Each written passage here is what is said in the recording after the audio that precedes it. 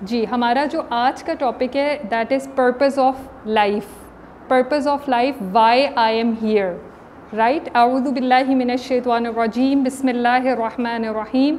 रब्बिश्रह ली सदरी व यस्सिर ली अमरी वहलुल उक़दतम मिन लिसानी यफ़क़हू क़ौली।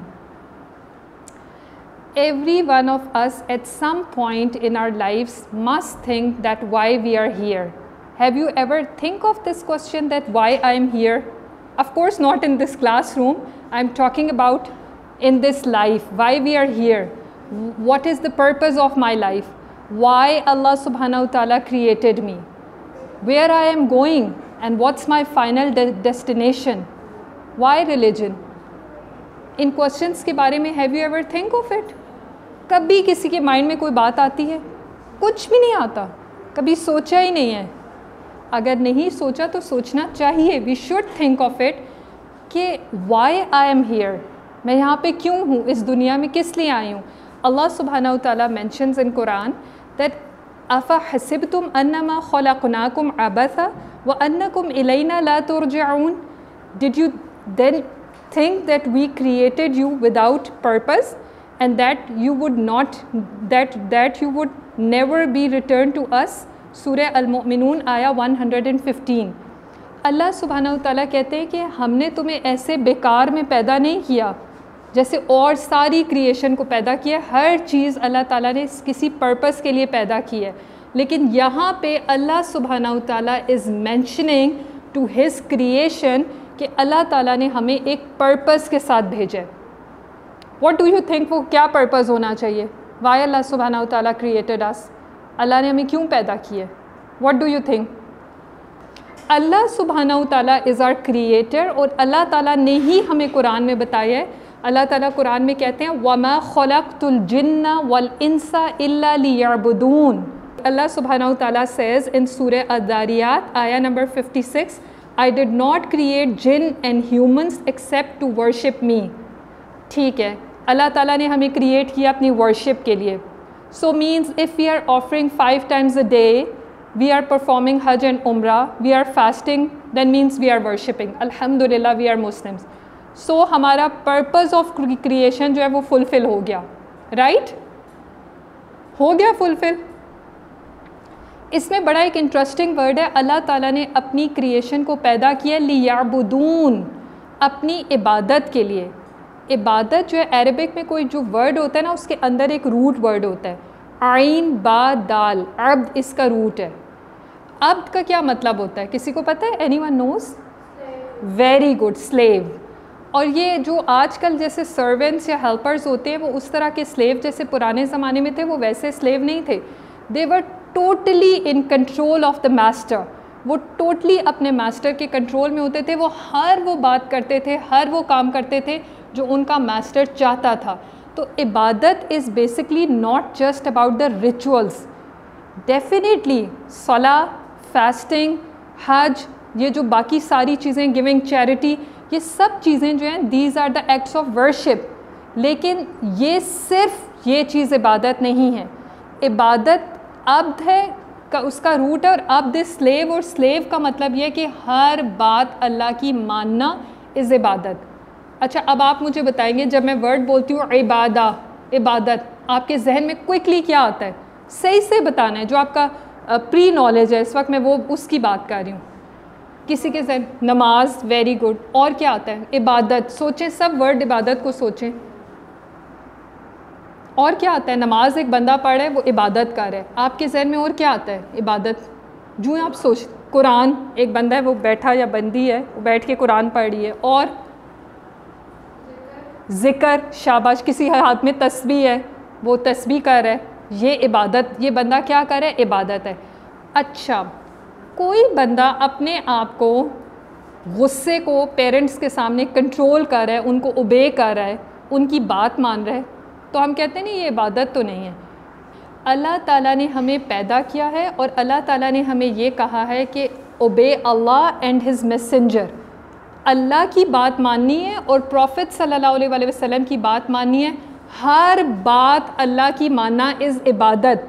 तो कुरान में अल्लाह ने कहा है ना कि वालिदैन के साथ एहसान करो, अल्लाह ताला ने कहा है कि कोई किसी का मजाक ना उड़ाए, कोई किसी की गीबत ना करे। ये सारी चीज़ें अल्लाह ताला ने हमें बताई हैं ना। तो हर वो चीज़ जो कुरान में अल्लाह ताला ने कहा है कूलू कौलन सदीदा, स्ट्रेट बात करें, हमें झूठ नहीं बोलना, सच बोलना है। ये सारी बातें these are acts of worship. हम इबादत किसको समझते थे? सिर्फ नमाज़ पढ़ना, ज़िक्र करना, रोज़ा रखना, हम समझते थे बस इबादत ये है। ये सिर्फ इबादत नहीं है, अल्लाह की हर बात मानना इज़ इबादत। बेसिकली अल्लाह की बात मानना इबादत है, जो अल्लाह ने कहा। वर्शिप बेसिकली जो इबादत होता है ना, उसमें आपने 3 चीज़ें याद रखनी हैं। वो क्या चीज़ें हैं? लव, 3 वर्ड्स आपने याद रखने हैं, लव, रिलायंस और ओबे। ये तीनों चीज़ें आपने याद रखनी है। लव द मोस्ट, जिसकी इबादत करनी है उसको सबसे ज़्यादा लव करना है, सबसे ज़्यादा। नंबर 2 उसके ऊपर रिलाई करना है, जिसकी इबादत करनी है। और नंबर 3 क्या है? ओबे, उसकी बात भी माननी है। हर कोई लाइफ में किसी ना किसी से सबसे ज़्यादा लव करता है, सबसे ज़्यादा उसके ऊपर रिलाई कर रहा होता है। कोई ऐसा होगा, देयर मस्ट बी समवन जिसको मनी से बहुत ज़्यादा प्यार होगा, पैसों से। वो क्या करेगा? जिसको पैसे कमाने का शौक़ है, या बस जिसका अल्टीमेट गोल ये। देखें, मनी जो है it's the necessity of life, लेकिन this is not the purpose of creation. ये हमारा पर्पज़ ऑफ क्रिएशन नहीं है। लेकिन एक शख्स है, एक बंदा है या बंदी है, वो अपना सिर्फ पर्पज़ यही बना ले क्योंकि उसको सबसे ज़्यादा लव ये है कि मेरे पास सबसे ज़्यादा मनी हो, मैं सबसे ज़्यादा रिचेस्ट पर्सन ऑन अर्थ बन जाऊँ। तो वो क्या करेगा? वो उसकी लाइफ कैसी होगी आप मुझे बताएं। अभी ये ना ख्वाब देखें कि आप लेमोजीन में बैठे हुए हैं और आप रिचेस्ट पर्सन हैं और आपके लिए कोई गाड़ी का दरवाज़ा खोल रहा है, सर्वेंट्स आ रहे हैं, ठीक है, जैसे वो मूवीज़ में डॉन होते हैं, वैसा नहीं इमेजिन करें। इमेजिन करें कि ये एक बंदा है जिसका ये पर्पज़ है, उसकी लाइफ कैसी होगी? मेरा क्वेश्चन ये है, वो क्या करेगा? वो कोई बुक्स पढ़ेगा हाउ टू मेक मनी, और क्या करेगा? वीडियोज़ ऐसी देखेगा कैसे रिचेस्ट बनना है। उसका माइंड वहीं चलता रहेगा कि मैंने पैसे कहाँ से अर्न करने, कितने ज़्यादा अर्न करने, कौन से मैंने जो है वो कौन सा कंटेंट पढ़ना है, कौन सी बुक्स पढ़नी है, किन लोगों से मिलना है। उसका सर्कल भी वैसा होगा, उसकी रीडिंग भी वैसी होगी, उसकी वॉचिंग भी वैसी होगी। वो उसी के गिर्द उसकी लाइफ रिवॉल्व करेगी। वाई? क्योंकि वो वर्शिप किसको कर रहा है? उसके लिए मोस्ट वर्शिप में मैंने आपको बताया रिलायंस है, ओबे है और लव है। जब मनी आपके लिए टॉप प्रायोरिटी है, द मोस्ट बिलवेड थिंग हो गई, तो अब आप उसी के लिए काम करेंगे, आपकी ज़िंदगी उसी के इर्द गिर्द रिवॉल्व करेगी, राइट? अच्छा, और क्या हो सकता है मनी के अलावा? Anything else? कुछ लोगों के लिए आपको पता है दूसरों का अप्रूवल ऑफ अदर्स, वो बहुत इम्पॉर्टेंट होता है। जो ज़िंदगी का पर्पस ये बना के बैठा हुआ है कि मैंने दूसरों से हर वक्त अप्रूवल लेते रहना है, कि मुझे दूसरों का अप्रूवल चाहिए, उसकी लाइफ कैसी होगी? अब आप मुझे बताएंगे उसकी लाइफ कैसी होगी? जो हर वक्त दूसरों के अप्रूवल के चक्कर में पड़ा रहता है, उसकी लाइफ कैसी होगी? वो क्या करेगा? क्या करेगा वो सारा वक्त देखता रहेगा। मैंने एक वीडियो अपलोड की थी, उस पर कितने लाइक्स आए हैं, इंस्टा पे मुझे कितने लोग फॉलो कर रहे हैं, फेसबुक पे मेरी फ़ैन फॉलोइंग शुरू हुई है या नहीं हुई, मेरी वीडियो कितने लोग देख चुके हैं, लाइक सब्सक्राइब कितने हो चुके हैं। वो सारा वक्त दूसरों की अप्रूवल में लगा रहेगा, उसके हाथ में सारा वक्त कैसे होगा, और फिर वो देखता रहेगा कि मैं लोगों की नज़र में मेरी एक्सेप्टेबिलिटी कितनी है। वो इसी चक्कर में उसकी लाइफ गुजरती रहेगी, क्योंकि उसका जो रिलायंस है या उसका जो मोस्ट बिलवेड उसकी चीज़ है, वो दूसरों का अप्रूवल है, उसके लिए मोस्ट बिलवेड थिंग वो है। अच्छा, उसके अलावा मोस्ट बिलवेड थिंग क्या हो सकती है? फूड हो सकता है। जो बहुत ज़्यादा फूडी है वो क्या करेगा? Any example? Yes, girls are smiling. वो क्या करेगा? जिसके लिए फूड जो है मोस्ट बिलवेड थिंग है, वो क्या करेगा? बताइए शाबाश, जो आप लोग डेली कर रहे होते हैं। मामा मुझे 2 मिनट के लिए अपना फ़ोन दे दे, और फिर उसके बाद क्या देखते हैं? जिसके लिए फ़ूड, बॉयज़ डेफिनेटली बॉयज़ भी फूडी होते हैं, वो देख रहे होते हैं हमारे इर्द गिर्द, हमारे एरिया में कौन कौन से रेस्टोरेंट्स हैं, अच्छा चलो, जी बिल्कुल, हाँ वो वीडियोस देखते रहते हैं। अच्छा उसके बाद चलो कम से कम आँखों से देख के खुशी मिल जाए। हर वक्त फूड की वीडियोस देखते रहते हैं, रेसिपीज़ देखते रहते हैं, ऐसी बुक्स पढ़ते रहते हैं। उनका पर्पस ऑफ लाइफ उसके इर्द गिर्द घूम रहा होता है जो उनकी मोस्ट बिलवेड चीज़ है। जिसका मनी है, पैसा है, उसकी उसके इर्द गिर्द घूम रही है। जिसका दूसरों का अप्रूवल लेना है वो हर वक्त सेल्फियाँ कभी मुंह टेढ़ा सीधा करके बना के अपलोड करता रहेगा, ठीक है। कभी अब देख रहा रहेगा मैं स्टेटस में यूँ करके मेरी पिक्चर अच्छी आ रही है, ये यूँ करके आ रही है, या यूँ करके आ रही है, फिर वो सारा वक्त यही करता रहेगा या करती रहेगी, है ना। और जिसके लिए फूड होगा वो सारा वक्त यही चीज़ें देखता रहेगा, फिर वो किचन में जाके ट्राई करेगा या डिफरेंट रेस्टोरेंट्स को एक्सप्लोर करेगा। अच्छा और क्या चीज़ मोस्ट बिलवेड हो सकती है? किसी की कोई बिलवेड चीज़ नहीं है, सब अल्लाह से प्यार करने वाले हैं। बेस्ट मोमिन एंड मोमिनात इन द क्लास। अस्तगफिरुल्लाह, आई एम फीलिंग कि पता नहीं मैं किससे बातें कर रही हूँ। आई एम टॉकिंग टू माशाल्लाह, I don't want to use that word. चलें बताएं शाबाश, क्या वीडियोस, क्या चीज़ें। अच्छा एक वर्ड है जो सब बताना नहीं चाह रहे, है ना, क्या करते हैं, जिसको हम कहते हैं this is the food of my soul. वो क्या चीज़ है?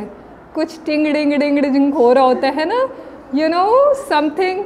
कोई अच्छे अच्छे बैंड्स हैं, म्यूज़िक है, सिंगर्स हैं, अच्छा सेलिब्रिटीज़ हैं। कुछ लोग सेलिब्रिटीज़ को भी वर्शिप करते हैं, किसी के फ़ैन बन गए तो उसके पोस्टर्स ले रहे हैं, उसकी पिक्चर्स देख रहे हैं, उसी की चीज़ें। और अच्छा खाली उसके ड्रामाज मूवीज़ तक नहीं रहेंगे, अगर वो स्पोर्ट्स पर्सन है तो उसकी स्पोर्ट्स में कम इंटरेस्ट हो जाएगा। आहिस्ता आहिस्ता फिर शैतान क्या करता है, आपको स्लिप डाउन करता है। अच्छा थोड़ा सा इसकी पर्सनल लाइफ की तरफ आओ, यू नो इसकी फैमिली कौन है, अच्छा ये किससे मिलता है मिलती है, इसकी कितने बच्चे हैं, मैरिड है अनमैरिड है, ये कहाँ जाता है क्या करता है। वो जो सेलिब्रिटी अपना आप पे शो करना चाह रहा होगा वो अपनी वीडियोस अपलोड करेगा। उनका तो देखें काम ही यही है। उन्हीं की एज के हम अक्सर लोग अपनी रियल लाइफ में कंपेयर करते हैं। आपको भी यकीनन आदत होगी, ये बंदा इतने साल का है, ओह माय गॉड, लेकिन ये तो अपनी एज से 10 साल बड़ा लगता है। बट ये जो सेलिब्रिटी है, ये जो स्पोर्ट्स पर्सन है, हीरो, मेरी मामा इसकी एज की है, oh my God mama look at your self in the mirror, आप कैसी लगती हैं। और उस सेलिब्रिटी को देखिए, हाउ फिट, कूल। इसी तरह बेचारे अपने पापा की शामत आती होगी, पापा देख लें थोड़ा सा पेट यू नो अंदर कर लें, और वो देखें वो आपकी एज का है बट ही सो कूल। वो लगता ही नहीं है कि वो मैरिड है, क्योंकि उनका पर्पस ऑफ लाइफ क्या है बताएं मुझे। वो जिम कर रहे हैं, अपनी वीडियोस अपलोड कर रहे हैं कि हम बड़े कूल है, स्मार्ट है। उनका पर्पस ऑफ लाइफ अपने आप को फिट रखना है। क्यों? उनको दूसरों का अप्रूवल चाहिए, उनकी ये जॉब है, उनको पैसा ही इस चीज़ का मिलना है। They are earning money through that. तो इसलिए ऑफ कोर्स उन्होंने अगर शाइनिंग स्टार लोगों की नज़रों में बनना है तो वो अपने आप को फिट रखने के लिए अपने सारे रिसोर्सेज यूज़ करेंगे। और जो वीडियोस अपलोड कर रहे होंगे हम समझेंगे बस यही कुछ है इनकी लाइफ, इसके पीछे कुछ नहीं है। आपको भी बहुत अच्छी तरह पता है कि बहुत सारे दिन ब दिन आपको सुनने में आ रहा होगा फलां सेलिब्रिटी था, एक्टर था, एक्ट्रेस थी, उसने सुसाइड कर ली। अगर वो इतना ही खुश था, इतनी उसकी लाइफ कूल थी, तो फिर उसने सुसाइड क्यों की? इसका मतलब है कि ये रियल कंटेंटमेंट नहीं है। अगर मनी ही सारा कुछ थी, स्पोर्ट्स में आजकल देखें कितना ज़्यादा अर्न कर रहे हैं लोग, अगर यही अल्टीमेट गोल ऑफ लाइफ था तो फिर वो लोग इतने ज़्यादा एम्पटी क्यों होते हैं? बज़ाहिर इतने अच्छे खूबसूरत नज़र आने वाले, हैप्पी, खुश नज़र आने वाले लोग अंदर से सेटिस्फाइड नहीं होते। कभी ना कभी, कहीं ना कहीं कुछ ना कुछ अल्लाह ताला में दिखाते हैं उनकी पर्सनल लाइफ में से, या वो खुद मुँह से उनके निकल आता है कि हम इस चीज़ में we are not happy, we are not मतलब सेटिस्फाइड। तो इसलिए जो अपेरेंट जिसका जो पर्पस ऑफ लाइफ होगा वो उसी के लिए स्ट्राइव करेगा, वो उसी के लिए स्ट्रगल करेगा। अगर हमारा पर्पस ऑफ लाइफ हमारा सिर्फ देखें, it's all about game of brain, ये हमारे माइंड की सारी गेम है। जो चीज़ हमारा, जिस तरह हमारा माइंड सोच रहा होता है ना, हम वही काम शुरू कर देते हैं। अच्छा मैं आपको एक एग्जांपल देती हूँ। आपको किसी पे गुस्सा है, बहुत ज़्यादा गुस्सा चढ़ा है, जो माशाल्लाह काफ़ी आता होगा आपको, अच्छा क्योंकि age of stress and storm है ना, इसलिए बहुत ज़्यादा होता होगा। अच्छा अभी आपको सब गुस्सा चढ़ा, आप उसके बारे में नेगेटिव सोच रहे हैं, वो बंदा आपके सामने आया है, उसने कुछ नहीं किया, आप उसको गुस्से से कहते हैं क्या बात है, अब वो बंदा कह रहे भाई मैंने क्या किया है, व्हाट्स रॉन्ग, और आप उसको गुस्से से जवाब दे रहे हैं क्योंकि आपके माइंड में इतनी देर से जो रील और फिल्म चल रही थी वो उसके अगेंस्ट चल रही थी। तो जब वो सामने आया तो उसकी शामत आ गई और उस बेचारे को उस वक्त उसने कुछ नहीं किया, लेकिन आपके माइंड में उसके एक अगेंस्ट चीज़ चल रही थी। जो कुछ हमारे माइंड में चल रहा होता है हम वही करते हैं। मैं अक्सर आपकी क्लास में भी ये बात कोट करती हूँ ना कि आइज़, ईयर्स, नोज़, ये सारे क्या हैं, इनके अंदर ओपनिंग्स हैं। तो ये क्या चीज़ें, विंडोज़ ऑफ हार्ट है, ये खिड़कियाँ और दरवाजे हैं दिल की तरफ। जो कुछ हम देखते हैं, हम सुनते हैं, उनका डायरेक्टली इस असर किस पे होता है, हमारे दिल के ऊपर होता है। फिर हम कहते हैं दिल बेचारा, क्या करें। फिर कुरान में और अल्लाह की बात में क्यों नहीं लगता, क्योंकि हम उसको आउट सोर्सेज जो हमारे हैं वो हम प्रोवाइड ही नहीं कर रहे। हम उसको अच्छी चीज़ें आँखों से देख ही नहीं रहे, हम कानों से वो चीज़ सुन ही नहीं रहे। तो फिर ऑफ कोर्स सारे हमारा दिल चाहेगा उठ के अल्लाह की इबादत करने को। हमारे कान मुसलसल म्यूज़िक हेडफोन लगा के सुने जा रहे हैं, बीच में हमने अल्लाह अकबर किया तो हमारे बीच में कुछ और माइंड में चल रहा है। I don't want to use that word, but वही चीज़ हमारे माइंड में पूरी ट्यून गाने की चल रही है।